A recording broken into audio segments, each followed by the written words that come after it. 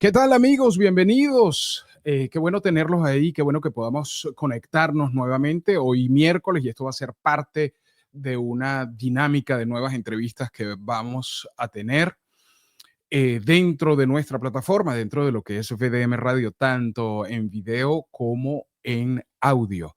Este contenido que vamos a hacer con expertos día a día, vamos a estar conversando con un experto en una determinada área y vamos a ir revisándola. Por ejemplo, hoy tenemos a José Miguel Sánchez. Hoy vamos a hablar de algo incómodo y por eso me gusta tener a José Miguel, porque José Miguel sirve para que hablemos de cosas incómodas. Porque cuando algo falla en una empresa, en un equipo o en nuestra vida profesional, siempre buscamos un culpable. Casi siempre suele ser así. Pero el culpable somos nosotros o alguien más. Pero, ¿y si el problema no fuera la persona? ¿Y si el error no se corrige con más atención, sino arreglando el proceso?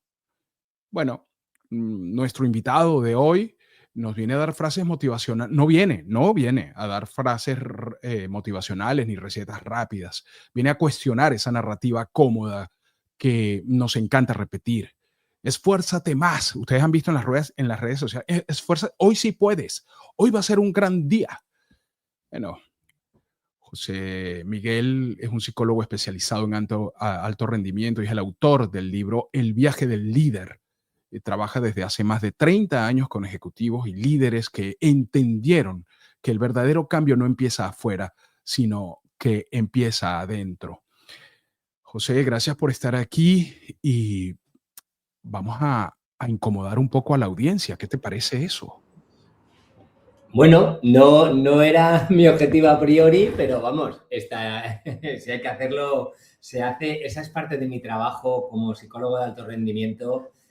Muchas veces tengo que incomodar porque no me pagan para que les diga lo que quieren escuchar. Estoy de acuerdo contigo.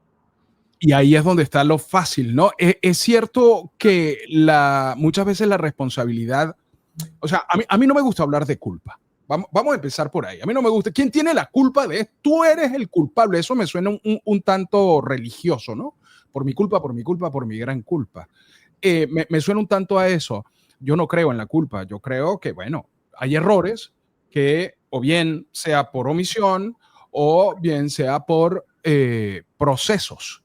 Entonces, ¿cómo convivimos con los errores? Te voy a poner un ejemplo rápido, porque me extiendo mucho a veces. Te voy a poner un ejemplo rápido. Yo soy actor de voz, y entonces el error en mí, el fracaso en mí, siempre ha estado, ha sido parte de mi dinámica. O sea, yo no veo el fracaso es no quedar en un casting, el fracaso es no quedar en tal película o en tal telenovela o en tal obra de teatro o en tal cosa, sino que no quedé, sigo trabajando, sigo optimizando para poder llegar.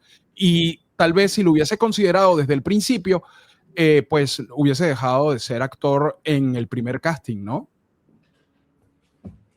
A ver, estás hablando aquí de varias cosas. Estoy de acuerdo contigo en que en la culpa. Yo tampoco creo en la culpa. Yo creo que somos culpables de muy poquitas cosas y para serlo lo debería decir un juez y con pruebas y evidencias. Lo que sí somos es responsables. Y a mí me gusta hablar de la palabra responsabilidad poniéndola en inglés. Responsibility. Es decir, todos tenemos la habilidad de responder ante las cosas que nos pasan o ante las cosas que provocamos. Por lo tanto, yo no hablo de culpa, yo hablo de responsabilidad. Y luego, Fran, hablabas de fracaso y error. Yo hago también ahí una distinción muy clara.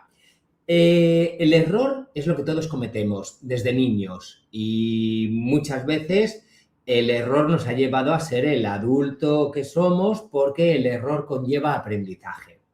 Sin embargo, el fracaso es la interpretación psicológica que yo hago de algo real, de algo evidente, que es que he cometido un error. Y la interpretación psicológica tiene que ver con he fallado en esto, no debería haberlo hecho así, no volveré a hacerlo así, la próxima vez no me arriesgaré tanto. Todo ese discurso negativo que yo me digo después del error es el que me lleva a tener miedo al fracaso. El miedo al fracaso es uno de los miedos más que se ven más y que se dan más en las organizaciones. El miedo al fracaso incapacita en el sentido de que no te atreves a probar cosas nuevas, en el sentido de que no eres capaz de explorar nuevas formas de hacer las cosas, sobre todo cuando las anteriores probablemente ya no te sirvan. Ese miedo al fracaso es una interpretación psicológica de algo que es real. Todos los seres humanos cometemos errores. Cuando tú generas una cultura de gestión del error, lo que estás generando es cuál es el aprendizaje que hay detrás de ese error y que ha producido ese error, en la mayoría de los casos, es la innovación, el ir a nuevos lugares en los que no había estado antes.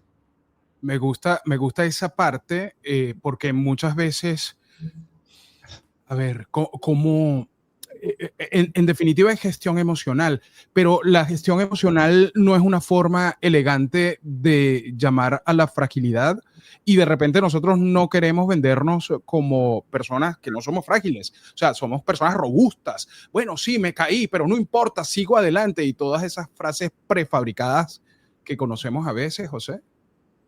Mira, Fran, me gusta mucho la palabra que has utilizado, fragilidad. Hay diferentes estudios, pues bueno, hablando de las características del buen CEO, del buen líder. Y cuando se ha hecho en diferentes empresas, hay una característica, una competencia que se repite. Y esa competencia es la humildad. La humildad, definida por la Real Academia Española de la Lengua, se define como yo conozco mis puntos fuertes, yo conozco mis áreas de desarrollo, mis puntos débiles y actúo en consecuencia. ¿Qué significa esto? Significa que me conozco bien y conozco tanto lo bueno que soy como lo menos bueno que soy. ¿Esto qué me hace? Que cuando yo lo muestro a los demás, me hace ser vulnerable. Tú utilizabas la palabra fragilidad. Para mí, una de las claves de un buen líder es la vulnerabilidad. Es mostrarse vulnerable ante los demás. Vulnerable no significa que no puedes hacer las cosas, significa que eres humano y que como tal habrá cosas donde necesitarás ayuda o necesitarás a un equipo que te acompañe en el proceso. Y lo más importante de esta vulnerabilidad es que es eso lo que conecta a los seres humanos. Tú cuando ves a otra persona que sufre, tú te conectas más con esa persona, te acercas más a ella. Cuando tú ves a un líder que no es capaz de hacer algo y que te pide ayuda o que necesita al equipo, tú te conectas más con esa persona que es tu líder, al que por un lado admiras, pero en otro lado también le ves como alguien cercano a ti. Esa vulnerabilidad acerca a los líderes a sus equipos. ¿Cuál es el mejor momento para un líder? ¿O depende del líder? ¿Esos momentos de vulnerabilidad o esos que funcionan a punta de presión y de carácter fuerte? ¿Dónde colinda eso? En este momento me muestro vulnerable y en este otro momento necesito ser el guerrero de Dios. Fíjate, yo más que especificar un momento exacto, yo hablaría de momentos de la verdad. Ahí es donde se ve a los líderes. Un momento de la verdad, una de las cosas que lleva es la presión asociada a las consecuencias de no hacerlo bien, de no tomar una buena decisión o de no seguir un camino adecuado o de no llegar a una deadline. En esos momentos de la verdad, el buen liderazgo tiene que ver con la calma, tiene que ver con el equilibrio, tiene que ver con la gestión emocional que decías antes, tiene que ver con la gestión del estrés, tiene que ver con la capacidad de resiliencia de la persona. En ese momento de la verdad, el líder tiene que mantener la calma por encima de todas las cosas. Y luego se mostrará vulnerable si necesita pedir ayuda desde la calma para solucionar, o se mostrará digno de admiración si es capaz de resolverlo desde un lugar que conoce, pero que también es un lugar calmado. Cuando el líder está estresado por situaciones o por temas externos a él, a ella misma, el líder pierde la esencia del liderazgo. El liderazgo se ve sobre todo en los momentos de la verdad. y yo me voy a mostrar en calma, gestionándome emocionalmente y siendo capaz de tomar las decisiones que toquen en cada momento. Y en algunos casos la decisión es mostrarme vulnerable y pedir al equipo que me ayude porque en ese momento, por la razón que sea, les necesito a ellos para tomar la mejor decisión. ¿Cómo es un día de José Miguel Sánchez? O sea, ¿cómo te gestionas tú cuando las cosas no salen bien, que nos pasa a todos, y tenemos una madurez intelectual importante y hemos asistido a cursos, estamos preparados, capacitados, leído libros, escuchado audiolibros y todo eso, pero hay días, José, donde las cosas no salen, o sea, donde tú vas y tienes un caucho pinchado, una llanta pinchada, la arreglas y sales para allá y llegas tarde o llegas a tiempo, pero tu cliente se tuvo que ir, no te pudo seguir esperando, entonces es como una consecución. ¿Cómo manejas tú eso? Dices, como decía Mandela, hoy ha sido, lo posteas en tus redes sociales, hoy no ha sido un buen día, me voy a acostar ya a las 3 de la tarde, ¿cómo lo manejas? Mira, pues voy a tratar de cambiarte el observador. Yo no creo en los malos días. Yo creo en que hay situaciones externas que no siempre salen como tú quieres, por supuesto, y que no siempre son ideales para tus objetivos. Pero mi principal propósito cada día de mi vida es, al final del mismo, por la noche, ponerle un tic a ese día. Buscar momentos donde ese día haya valido la pena. Y siempre en 24 horas o en 16 horas que vas a estar despierto, 17 horas que vas a estar despierto, siempre hay muchas cosas por las que tu día va a merecer la pena. Yo he aprendido varias cosas. Cuando las cosas no salen como yo quiero, no dejo que el lenguaje intrusivo, negativo, propio, mi diálogo interno, dure en negativo más de 1 minuto.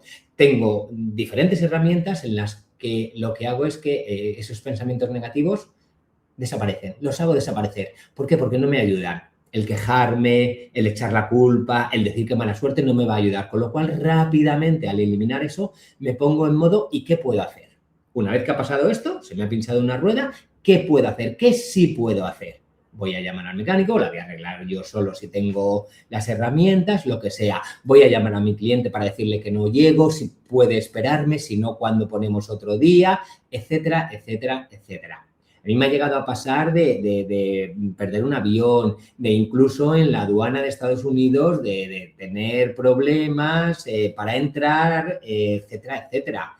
En todos los casos, elimino mi diálogo interno, accedo a mi diálogo interno negativo, accedo a la emoción que necesito, vuelvo a la calma que hablábamos del liderazgo y sobre todo relativizo. Es decir, que se te pinche una rueda no es el final del mundo. Que esa rueda pinchada te suponga que generes altos niveles de cortisol, que generes en ti mismo un malestar, una mala gestión emocional, que además luego te enfades con otras personas y que al final tu día haya sido una palabra que empieza por M que no voy a decir, depende mucho de ti. Por lo tanto, no es el fin del mundo, todos hemos perdido proyectos, todos hemos perdido clientes, la vida es muy larga, yo que he corrido 11 maratones, la vida es una maratón y lo que importa es que sigas corriendo hasta el final de dicha maratón, que en mi caso espero que me queden muchísimos años para acabar la maratón. Hay que relativizar, no todo es tan importante como muchas veces nos lo contamos en nuestra cabeza. Trabajo interior, ¿no? Al final todo se resume en el trabajo interior y nosotros como adultos tenemos que hacer un gran trabajo interior y exterior porque tenemos un nivel de formación, bueno, no sé qué edad tienes tú, pero en mi caso soy de una generación que pues o lo hacías bien o lo hacías. No había opción a estar mal porque en ese momento, yo de los años 80 te hablo, eran momentos donde, bueno, te comparaban con el compañerito tuyo, con tu primo, con tu vecino, con el de abajo, con el de arriba. Mira ese niño sí se viste bien. Tú deberías vestirte así. Entonces era como una consecución de, la verdad, Mi gallardía surgió como en los años 2000, José, cuando yo dije, pues yo me he visto así. Yo, por ejemplo, ando siempre despeinado. Hoy es una excepción. Y me siento raro, te cuento, y me siento raro. Pero en los años 2000 fue donde asumí y dije, yo soy así y el que me quiera comprar así, estoy a muy buen precio. Si no me quieres comprar, pues sigue buscando productos, porque esto es lo que hay, ¿no? Fíjate, yo sé de lo que hablas, soy algo mayor que tú, pero sé perfectamente de lo que hablas. Y también te digo algo, actualmente somos pues la consecuencia de un modelo educativo donde primaban una serie de cosas que luego se sabe que no son la clave del éxito en el mundo actual. Yo hubiera preferido que me hubieran enseñado más inteligencia emocional, que me hubieran enseñado más influencia, que me hubieran enseñado más probablemente conocimiento financiero, que me hubieran enseñado más de autoconocimiento, de gestión de mí mismo, etcétera. Yo hubiera preferido todo eso a demasiadas cosas que realmente nunca he vuelto a usar y que algunas seguro que me ha servido para algo y para generar una manera de pensar en mi cerebro, pero que realmente no eran tan relevantes como muchas otras que luego en el mundo real son las que me han dado la validez y ese liderazgo. Tú hablabas de que conseguiste esa gallardía en los años, a principios de los años 2000. Hay mucha gente que no la consigue, hay mucha gente que sigue en una ola que no les lleva al lugar que quieren ir, pero están cómodos en esa ola. Se mantienen en esa ola porque es lo que conocen, porque es lo que han aprendido. En mi caso, justamente trabajo en todo lo contrario, en que cuando tú trabajas conmigo, vamos a por los objetivos que de verdad quieres. No lo que te han dicho que tienes que ser, no lo que te han dicho que es bueno para ti, sino qué quieres tú de verdad. Y ahora, una vez que sepas lo que quieres, vamos a ver qué sí tienes y qué no tienes para trabajar en cubrir ese hueco que hay entre lo que quieres conseguir y dónde estás. Pero siempre desde un lugar. Tus objetivos personales. ¿Qué quieres hacer con tu vida?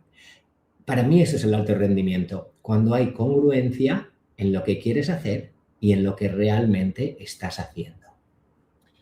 El viaje del líder lo podemos conseguir en Amazon. Es un libro que escribiste y me gustaría que me hicieras como una sinopsis. ¿Qué vamos a encontrar nosotros en el viaje del líder? Porque me gusta lo del viaje, porque suelo hacerlo, aunque en motocicleta va.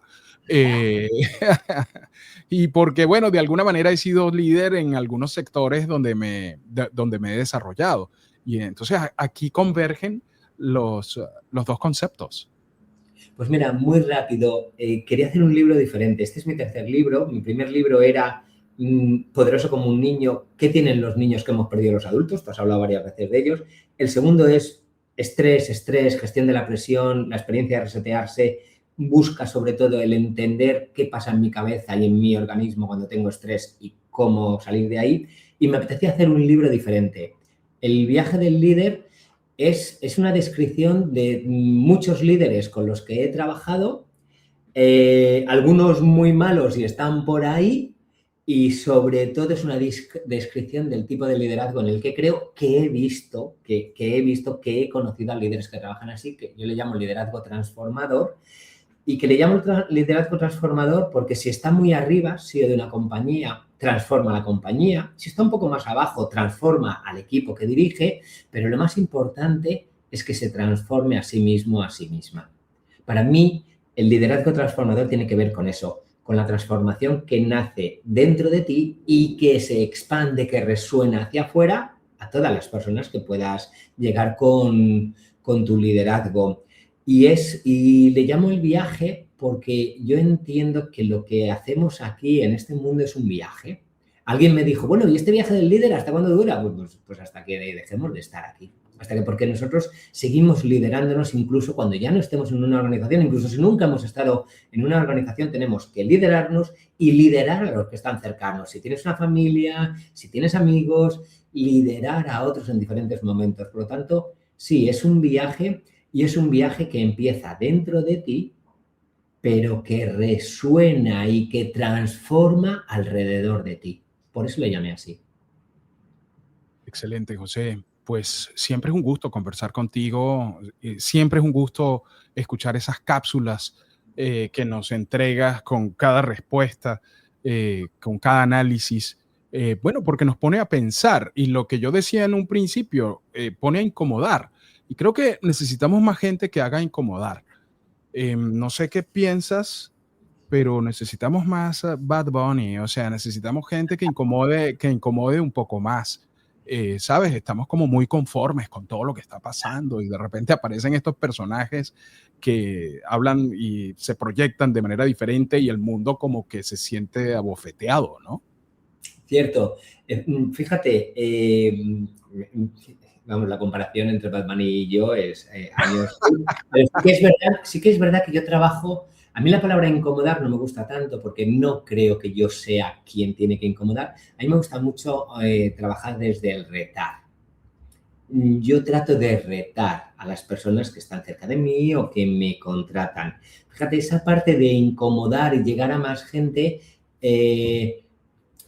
Desde una humildad, a lo mejor falsa, no lo he hecho nunca porque no creo que sea quien. Cada uno, yo soy muy respetuoso con cada uno lo que desea hacer.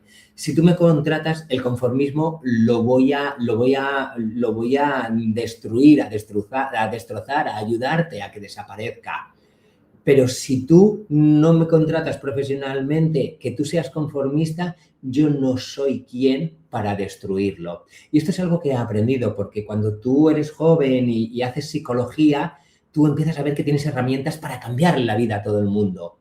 Y llega un momento en el que te das cuenta que mucha gente no quiere que le cambies la vida, no lo necesita, aunque a ti no te guste. Entonces, ahí una de las cosas que yo he aprendido es a gestionar mi ego para decir, yo puedo tener herramientas para ayudarte a ti, pero si tú no quieres que yo te ayude, ¿quién soy yo para incomodarte, retarte o quitarte ese conformismo en el que llevas 20 años?